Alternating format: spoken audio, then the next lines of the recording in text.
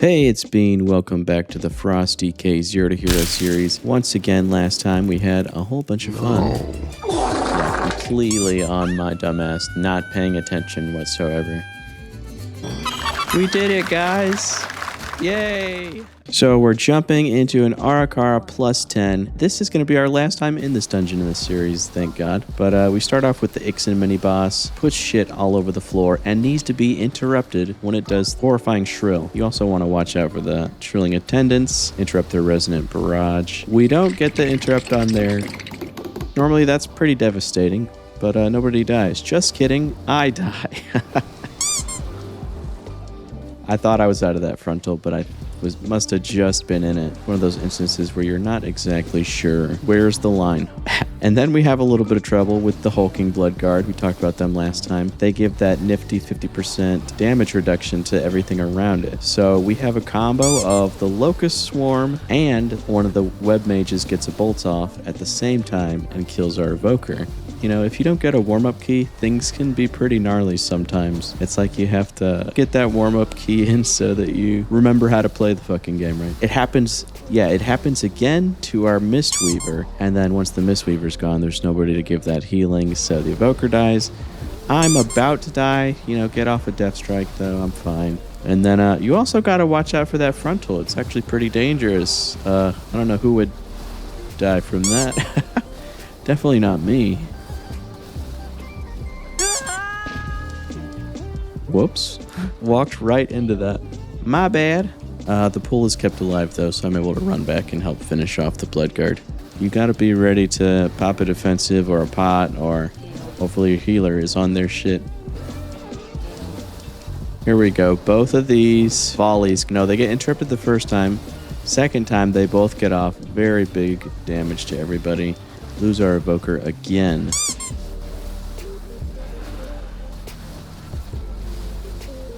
So we get into a new Bezek tier. First of all, take care of the Ethics, obviously. Second of all, the tank wants to aim him away for when he does his big old frontal. It's pretty gnarly. And then these web mages that spawn in here are different than the other ones. You have to keep them interrupted or they root people. Very nice to have a Death Knight on this fight because you can grip them into this circle when it starts if you haven't quite finished them off. We do lose our Mistweaver in the back there just off screen.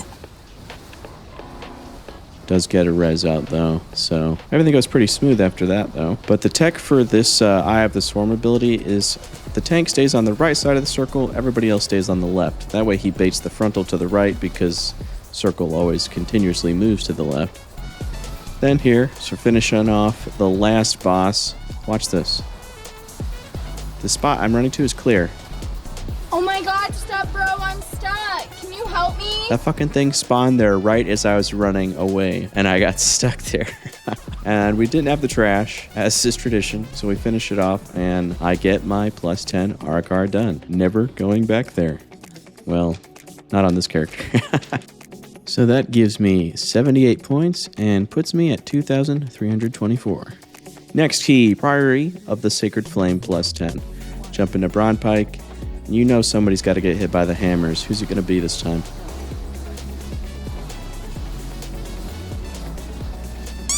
It's our Fury Warrior. Runs into the hammers, gets killed. Right there at the end of the boss fight. And then I hate pulling Braunpyke here with other trash. It's awful. But, you know, that's what's happening here.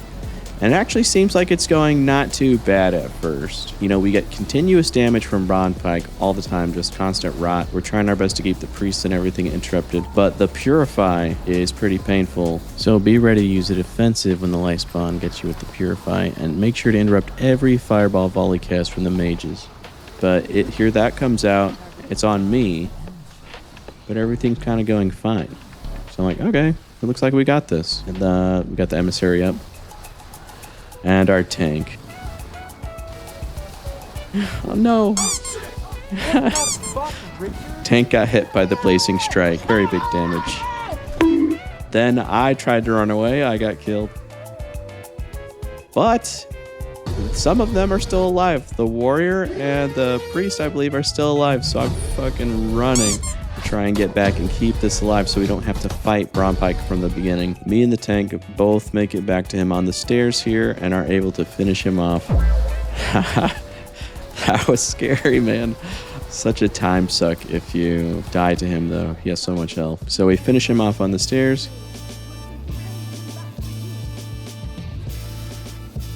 Then we jump into Merprey, no problem, finish the key. I've timed my Priory plus 10, all done with this dungeon on this character. And that gets me 57 points and puts me at 2,381. And we're back. Ecodome Eldani plus 10. And this area I usually don't wipe to, so I didn't know it too well and I had to do a little bit of research. Our shaman actually did die to one of the circles back there. You cannot quite see. The circle kind of clipped into the terrain under him. But I mean, he did have plenty of time to move as well, so who's to say whose fault it is?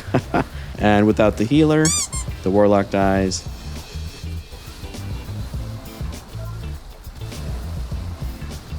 The tank dies.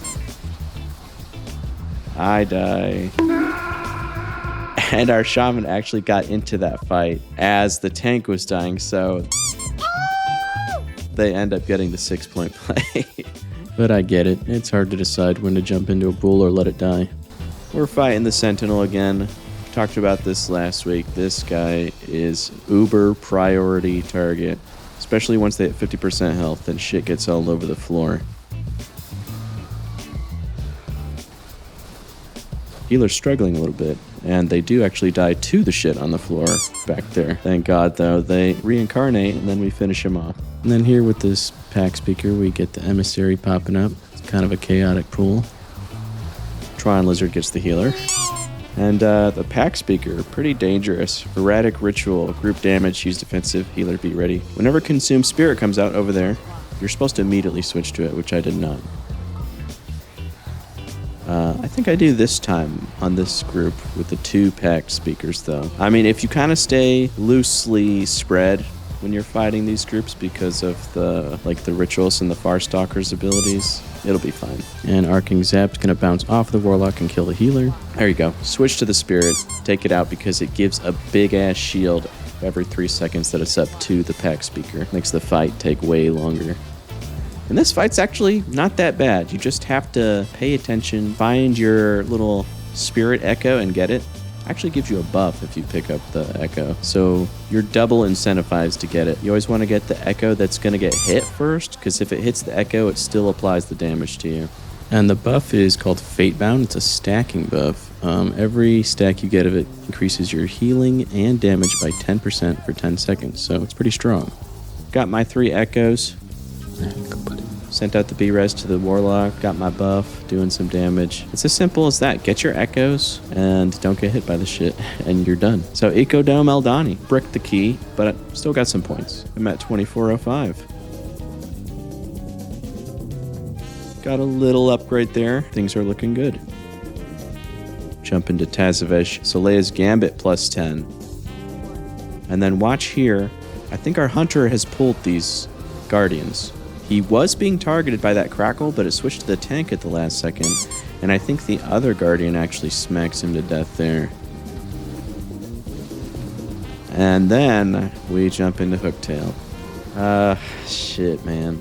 This boss almost always felt like a struggle pugging it. So when you're fighting him, you want to go along the edge of the walls, which obviously we're not doing, and place all of these cannon barrages at the edge to leave room in the middle for the tank to maneuver. Because the tank has to aim infinite breath to try and hit the mobs, which will spawn every so often and run out and target random player. Ideally, the tank will get them as they're running out before they ever get to you. You know, it doesn't always work out that way though. And I guess what you want to do, which you don't exactly see me doing here, is if the mobs get close enough to where they're not really going to be getting hit by the breath, you switch to the mobs and kill them to help protect your teammates. The other thing happening is Hooktail is applying time bombs to players. So the time bomb is like a 30-second buff / debuff. It's doing damage to you, but it's also increasing your damage. Ultimately, you want this dispelled ASAP, because when it's dispelled, it does damage to the party as well. So early in the fight, the tank died to the time bomb. I think the healer then died to the next time bomb. The rogue got killed by a cannon barrage, and then we just had the hunter die, and then the healer dies again. It's just bad. So without the healer here, I'm taking so much damage, and I still have a ton of time left on this time bomb. Plus, all these mobs are in. Like, clearly, this is a wipe happening right here. So this boss is just a mess to fight with the pug. It's not so bad if everyone knows exactly about, positioning. But by the time you line like the back wall with all the cannon barrages, the first set of barrages should be going out. So we have our first wipe is about to happen right here. We got the boss down to 17%, so definitely doable, if we just clean it up. Easier said than done. We do take out the emissary in the second round. So yeah, my positioning there was not very good. Is your baby crying? I'll make them stop. Go to sleep, go to sleep, go sleep, little baby. Go to sleep, go to sleep. Girl, got time for you. So I'll real quickly plug my new guild, Hardcast. Me and some of my buddies, we're looking to do all types of content, whether it's raids, Mythic Plus, delves, professions, you name it. If it's a part of the game, we want to kind of create a cool place for everybody to hang out, talk shit, and have good times together. So if you're interested, why don't you join? Could be fun. Lots of stupid shit like you're seeing on screen right now. So wipe number 2, and then our hunter's gonna die here to the barrage. And then something else hits him. He's at super low health. I've got time bomb, just got dispelled by the healer. And look at this. Like, I don't get the lines there. I feel like those ads should have died to that, but they somehow survived. So I don't know what's up with the white line not quite adding up there. The healer dies again. I immediately sent out a B-res because you're not going to do this fight without a healer because that time bomb's just so bad. And then this. What the fuck? What the fuck? Is that supposed to happen? I don't think I've ever seen it before. Just like stunned in midair and then get pushed back by the breath. I don't know, I thought that was pretty funny though. So we've got the boss down to 22%. Like the last time, our rogue dies, then our healer dies. I send out the B-res. For some reason, he does not take it immediately. You can see we have like 6 minutes left and we've wiped this boss. This is gonna be our third wipe coming up here in a second. I'm struggling. We do have the healer alive, but I barely survive over here. I'm thinking this is about to be it, but it's all in vain. All right, time to execute my trick. Yeah. And then once again, I'm left on the floor, regretting my decisions.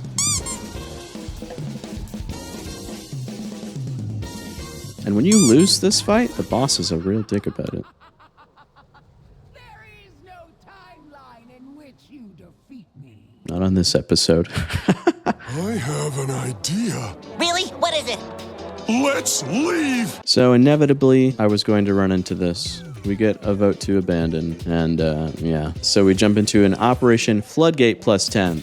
Hopefully we can end this episode on a good note. Our friend Rigatoni has died immediately on the first pull. Holy fuck, why are you dead? And things are looking rough. None of us are interrupting. This is fine. I'm okay with the events that are unfolding currently. It's a clusterfuck is what it is. And then we're jumping into the duo fight with Kiza Quick Charge and Bront, and things aren't going to go very well for us here. And Rigatoni's died again. Rigatoni has a tough time in this dungeon. That's okay though, we can still do this. It's just one person down. As long as we stay on top of our shit, we'll be fine. So we've got the affix here we're dealing with, and as you know in this fight, you kind of want to kill them at the same time.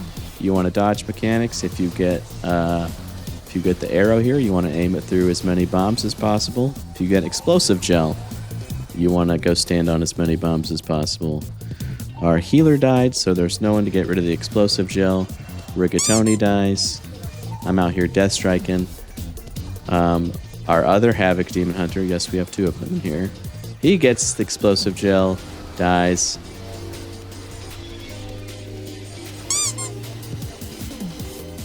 I'm like, yeah, let's just wipe it here.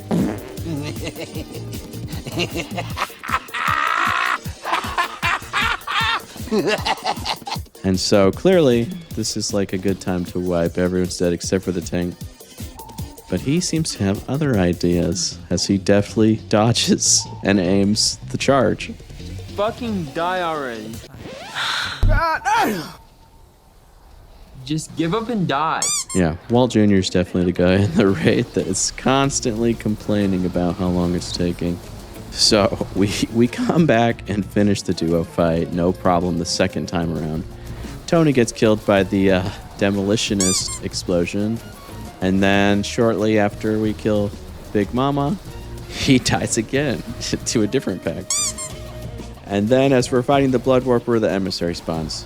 It's like a really bad time for Emissary to spawn because the Blood Warper is a huge threat. So we have to switch over to the Emissary to finish it off before we take out the rest of the Blood Warper. Hurts a lot, but we survived it, minus Tony. And watch me pull a rookie mistake. Frostwyrm's Fury, pull the sleeping fat ass. Yeah, come on! Whoever did this, just confess. We promise we won't be mad. We'll close our eyes, just take your car and get out of here. Sir. Wrong. And this pack's already a pain in the ass. And ultimately, I think it's my fault that we wipe here because I pulled that fat ass. No, don't say that. I'm sorry, guys. We've got 2 minutes left, and Tony has been electrified, and then he gets 2 lightning bolts together. Oh man, Tony's going through it. We finish off the boss, only to realize that, oh shit. Look at the trash count. Look at the enemy forces. Jesus. We don't have count? My god. So we have to run off and fight some more. We finish it off, get 34 points. I end up at 24-39. We're in the home stretch here. One more episode. Sorry it's taken me so long to get these out. I'm trying my damnedest to be faster about this. I should have the final episode done a week after this one. So thanks for tuning in. We'll catch you next time.